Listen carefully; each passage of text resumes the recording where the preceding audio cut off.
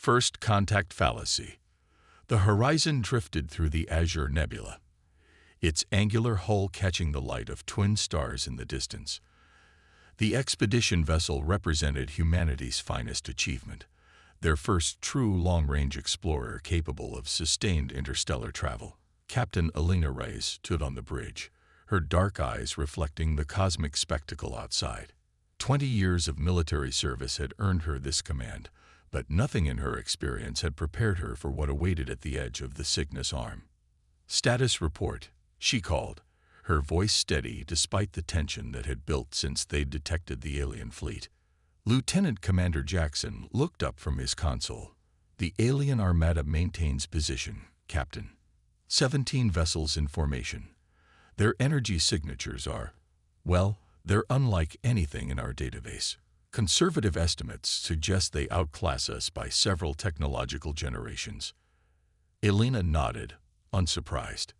Humanity had only broken the light-speed barrier 30 years ago. They were newcomers to interstellar travel, and they knew it. "They're hailing us again," Communications Officer Patel announced. "Same frequency as before." "Put them through," Elena ordered, straightening her midnight blue uniform. First contact protocols had been drilled into her crew for years, but theoretical exercises felt woefully inadequate now that the moment had arrived. The main view screen flickered, revealing a being that resembled a humanoid mantis. Its exoskeleton gleamed with an iridescent quality that suggested both natural evolution and artificial enhancement. 6 limbs moved with unsettling precision as compound eyes studied the human bridge crew. "Greetings again, Captain Rise of Earth Vessel Horizon," the alien spoke, its mandibles clicking between words as translation software converted its speech. "The Axiom Confederation welcomes you to recognized space. I am High Marshal Vexala, primary defender of the 7th Quadrant." Elena inclined her head respectfully. "Thank you, High Marshal. We represent the United Earth government on a mission of peaceful exploration and diplomatic contact." "Yes." Vexela's head tilted at an angle that might have indicated amusement or curiosity. "Your transmission explained as much. The Axiom Council has authorized preliminary cultural exchange. You are invited to accompany us to Nexus Station. Our escort will guide your vessel." Elena exchanged glances with her XO, Commander Rivera. They had prepared for this possibility. "We are honored by the invitation, High Marshal. Please transmit navigation coordinates, and we will follow your lead." The High Marshal's compound eyes seemed to study the bridge more intently. "Your propulsion systems appear rudimentary. Can your vessel achieve transition velocity?" "The Horizon will keep pace," Elena replied diplomatically, avoiding specifics. "Very well," Vexila said, mandibles clicking rapidly in what the humans would later learn was skepticism. "We will moderate our speed to accommodate your capabilities." The transmission ended, and Elena released a breath she hadn't realized she was holding. "They're scanning us," announced Defensive Systems Specialist Chen from her station. "Multiple frequencies, deep penetration attempts." "Maintain passive countermeasures," Elena ordered. "Let them see what we want them to see." The journey to Nexus Station took 3 days, a duration that clearly tested the patience of their Axiom escorts. The alien vessels, capable of far greater speeds, periodically surged ahead before waiting for the lumbering human ship to catch up. Each time, Elena noted the barely concealed condescension in the Axiom communications. Nexus Station emerged from the darkness like a mathematical impossibility. A massive structure of intersecting rings and spheres that housed, according to their escorts, representatives from 27 spacefaring civilizations that comprised the Axiom Confederation. "My God," whispered Commander Rivera as they approached the colossal station. "We're children playing among giants." Elena squeezed his shoulder. "Remember your history, Savior. Being underestimated has advantages." As the Horizon docked at an outer berth, the only one compatible with their primitive technology, Elena selected her diplomatic team. Commander Rivera, Lieutenant Chen for security, and Dr. Okafor, their xenobiologist, would accompany her aboard the station. The Axiom delegation met them at the airlock. In person, the mantis-like beings towered over the humans, standing nearly 3 meters tall.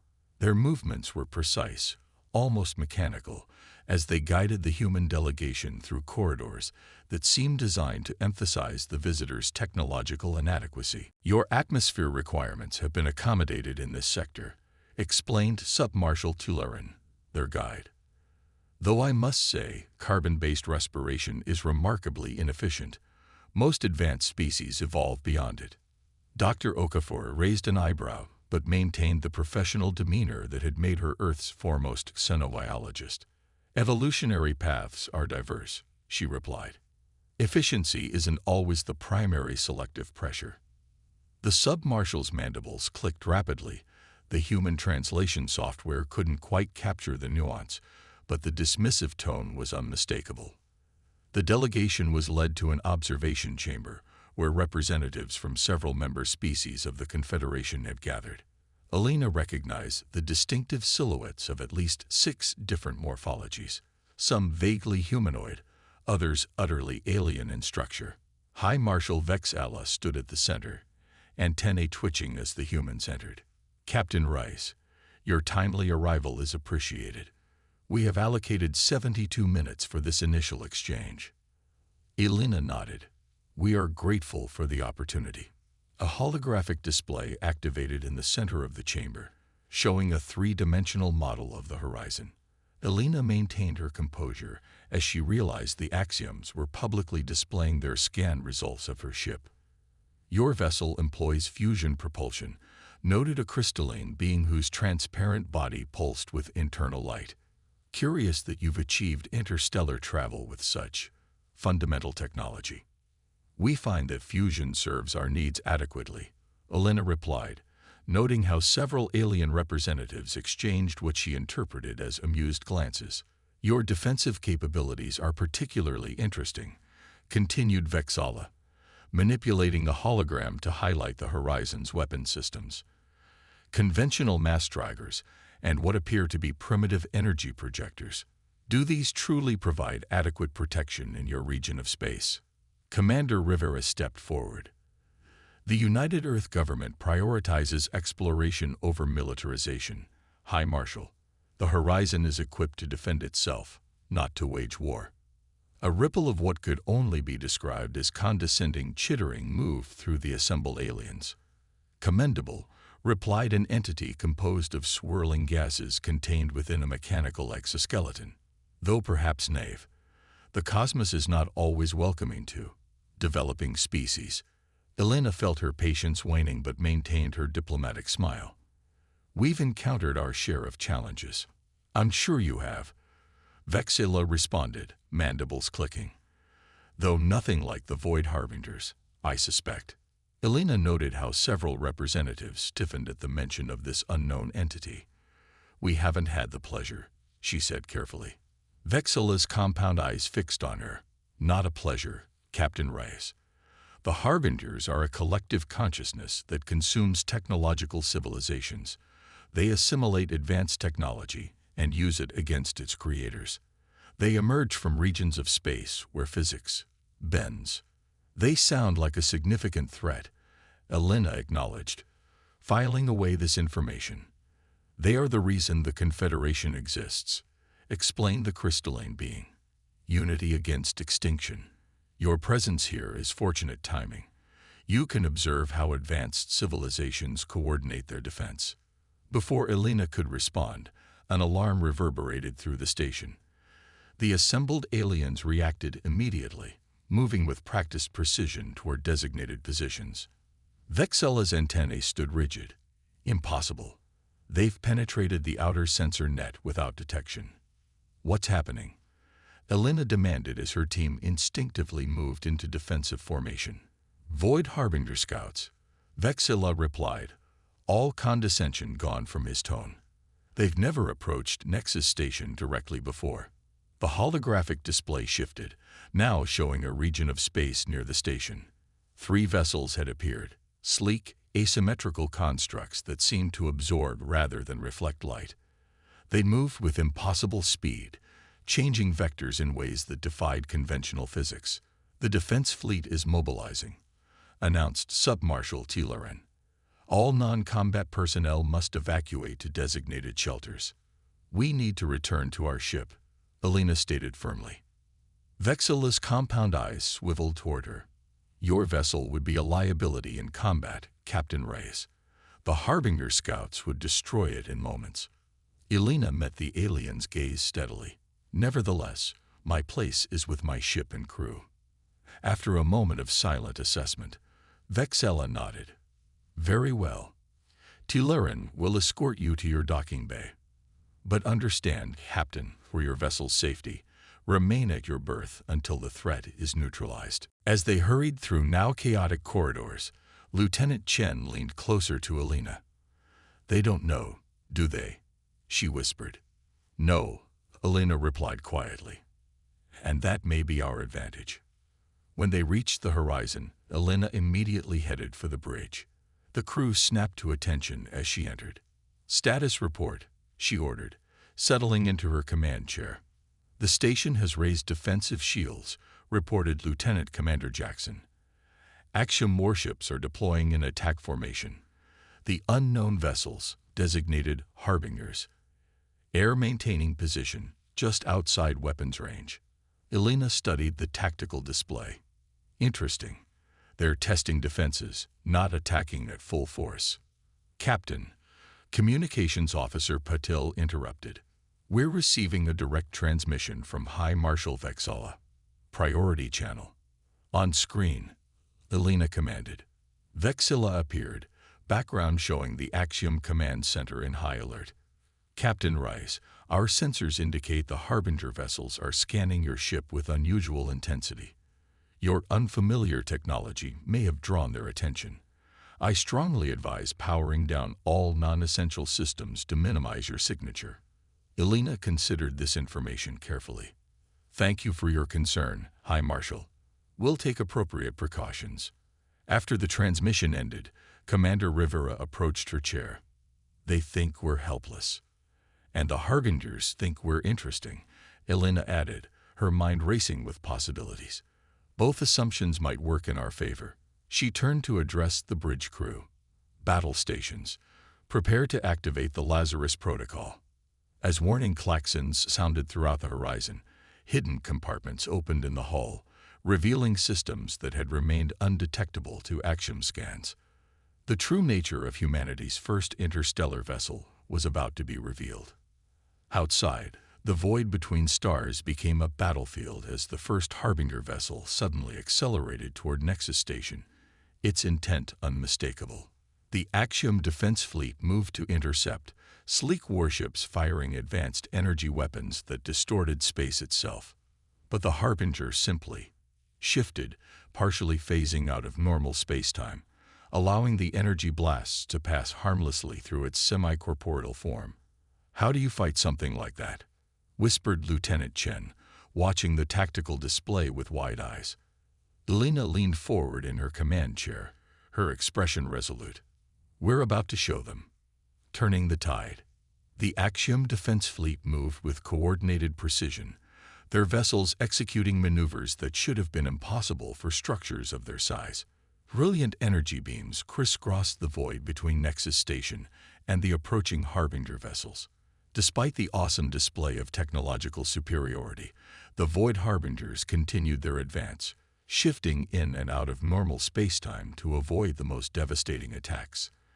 "The Axioms are in trouble," Commander Rivera observed as they watched the battle unfold on the horizon's main view screen. "Their weapons can't maintain lock-on targets that keep phase shifting." Alina nodded grimly. They've never faced an enemy that could counter their technological advantages. She tapped her command console. "Engineering, status of the Lazarus Protocol." "All systems green, Captain," Chief Engineer Takahashi replied, his voice steady despite the gravity of the situation. "Quantum field generators are charged and stable. Energy batteries at full capacity. Phase-synchronized torpedoes armed and ready." "Communications," Alina continued, "any word from the Axiom Command?" "They're ordering all non-combat vessels to maintain position. Officer Puddle reported. High Marshal Vexola personally instructed us to power down all systems to avoid drawing Harbinger attention. A small, determined smile crossed Alina's face. Let's disobey that order, shall we? She stood, addressing the bridge crew. Humanity may be new to interstellar travel, but we're not new to war. While the Axiom Confederation developed in relative peace, protected by their technological superiority, Earth clawed its way to the stars through conflict and necessity. The systems concealed within this ship represent the culmination of survival adaptations, not comfort developments. She moved to the tactical station, where Lieutenant Chen waited for orders. Bring primary weapons online. Deploy quantum field projectors, and prepare for emergency maneuvers. The bridge crew worked with practiced efficiency, their hands dancing across consoles as the horizon awakened. Throughout the ship, hidden compartments opened, revealing systems that had remained dormant and undetectable during the Axiom scans. Captain, Jackson called out, one of the Harbinger vessels is breaking formation, heading directly for the defense perimeter around Nexus Station. 2 Axiom cruisers have moved to intercept, but their weapons aren't penetrating the phase shift. Elena studied the tactical display. The station's outer ring contains civilian habitats, doesn't it? According to the schematics we were provided, yes, confirmed Dr. Okafor from her auxiliary science station. Thousands of non-combatants from various Confederation species. Elena's expression hardened. Helm, break dock. Take us into optimal firing position between that Harbinger and the station's civilian section. Captain, Rivera cautioned, the Axioms haven't authorized us to join the battle. They believe we'd be a liability. Then let's change their minds, Elena replied. Tactical, target the Harbinger vessel with probe number 4. Let's see how they respond to human innovation. The horizon detached from its berth, thrusters firing to position the ship in the path of the advancing Harbinger. Across the Axiom battle network, alarms triggered as the supposedly primitive human vessel suddenly accelerated to combat speed, demonstrating maneuverability that had been concealed during their escort to Nexus Station. We're being hailed by High Marshal Vexola, announced Patel. He sounds agitated. On screen, Elena ordered, her focus never leaving the tactical display. Vexola's compound eyes pulsed with what humans would later learn was an expression of extreme alarm. Captain Reyes, return to your assigned berth immediately. Your vessel cannot withstand Harbinger weapons. With respect, High Marshal, Elena replied calmly, we've analyzed your tactical situation, and we believe we can help. The Horizon possesses capabilities that weren't apparent during your scans. This is not a moment for human pride or foolishness, Vexola insisted, mandibles clicking rapidly. The Harbingers will. Launch probe 4, Elena interrupted, giving the command to Lieutenant Chen. From the Horizon's ventral hull, a small projectile launched toward the approaching Harbinger vessel. It appeared unremarkable, a simple probe by all visual assessments, but as it neared the phase-shifting alien craft, it began to emit a specialized quantum field. The probe has locked onto the Harbinger's phase frequency, reported Chen, eyes wide with excitement.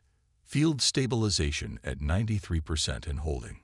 On the view screen, the effect was immediate and dramatic.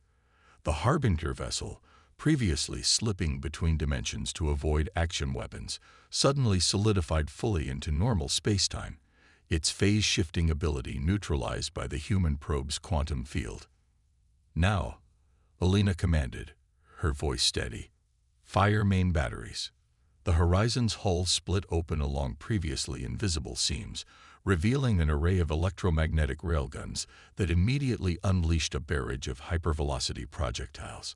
Unlike the energy weapons the Axioms favored, these kinetic kill vehicles couldn't be dodged by phase shifting. The Harbinger vessel, trapped in normal space by the quantum field, took the full impact of the human barrage. Its outer hull cracked under the assault, dark energy spilling into the void like liquid shadow. Silence fell across the Axiom communication channels as the supposedly primitive human vessel continued its attack, methodically targeting vulnerable points on the Harbinger craft that the Axiom's energy weapons have been unable to damage. Their hull is composed of a metamaterial that absorbs and redirects energy, Elena explained to the stunned High Marshal, whose transmission remained active. Your weapons are exceptionally advanced, but the Harbingers evolved specifically to counter them. Sometimes older, simpler solutions are effective precisely because they're unexpected.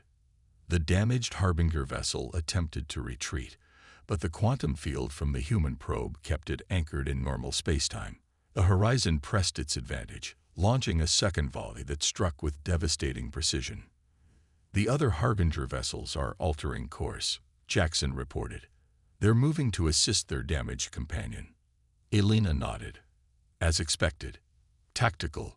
Prepare phase-synchronized torpedoes. Target the approaching Harbingers. From the Horizon's launch tubes, 6 torpedoes emerge, their hulls shimmering with the same quantum field technology that had trapped the first Harbinger. As they accelerated toward the remaining enemy vessels, they began to shift partially out of phase themselves, calibrated to match the exact frequency the Harbingers used to avoid conventional weapons. Torpedoes have acquired targets, Chen announced. Impact in 5, 4, 3, 2, 1. The torpedoes struck with devastating efficiency, each one phasing to match its target's dimensional state before detonating. The explosions rippled across dimensions, causing spatial distortions visible even to the naked eye. Direct hits on all targets, Chen confirmed, unable to keep the pride from her voice. 2 Harbinger vessels severely damaged, one attempting emergency phase shift, but experiencing cascade failures. Elena turned to address Vexala, whose compound eyes had not moved from the tactical display showing the battle. High Marshal, if your vessels target these coordinates with your energy weapons, you should find the Harbingers are now vulnerable. The quantum field disrupts their phase-shifting abilities for approximately 78 seconds per application. After a moment of stunned silence, Vexala's mandibles clicked rapidly as he issued orders to the Axiom fleet. The elegant alien warships immediately adjusted their attack pattern, concentrating fire on the coordinates provided by the human captain. The combined assault, human kinetic weapons, and Axiom energy projectors overwhelmed the Harbinger vessels. Unable to phase shift and caught between 2 completely different weapon technologies, the enemy craft began to break apart, their mysterious hulls failing under the unexpected strategy. The last Harbinger vessel is attempting to disengage, reported Jackson. They're powering up what appears to be some form of faster-than-light system. Not today, Elena murmured. Engineering, deploy the gravity anchor. From the rear of the Horizon, a specialized projector activated, creating a localized distortion in space-time that prevented faster-than-light travel within its field. The fleeing Harbinger vessel suddenly lurched, its engines flaring as they strained against the unexpected gravitational trap. Axiom vessels are moving into optimal firing position, Chen noted, watching as the Confederation warships encircled the trapped Harbinger. They've adapted their weapon frequencies based on our sensor data. The final Harbinger craft, caught in the human gravity anchor and facing the concentrated firepower of the Axiom fleet, finally succumbed. Its hull collapsed inward before exploding outward in a cascade of dark energy that dissipated harmlessly into the void. Silence fell across the battlefield as the combined fleet assessed what had just occurred. Then, gradually, communications channels filled with transmissions in various alien languages, all conveying similar sentiments of shock, confusion, and grudging respect. Stand down from battle stations, Elena ordered, her crew responding with practiced efficiency. Maintain defensive posture and prepare for visitors. I suspect we'll have quite a few questions to answer. Within an hour, the Horizon's conference room hosted an unprecedented gathering. High Marshal Vexala and representatives from 6 other Confederation species sat across from Captain Rice and her senior staff, the atmosphere charged with a tension very different from their previous encounter. Your vessel concealed significant military technology, Vexilla stated, mandibles moving in what humans would later learn was an expression of conflicted emotion. Our scans detected nothing beyond basic fusion drives and primitive defensive systems. Elena nodded. The Horizon incorporates quantum-layered metamaterials specifically designed to mask certain systems from external detection, a necessary precaution for an exploratory vessel venturing into unknown territory. The weapons you deployed, continued the crystalline being identified as Elder Vix of the Luminae. They are unlike any we've encountered in centuries of space travel, particularly effective against phase-shifting entities. Necessity breeds innovation, Elena explained. Earth's journey to the stars was marked by conflicts that required us to develop unconventional solutions. When conventional energy weapons proved ineffective against certain threats, we returned to kinetic principles, enhanced with advanced materials and delivery systems.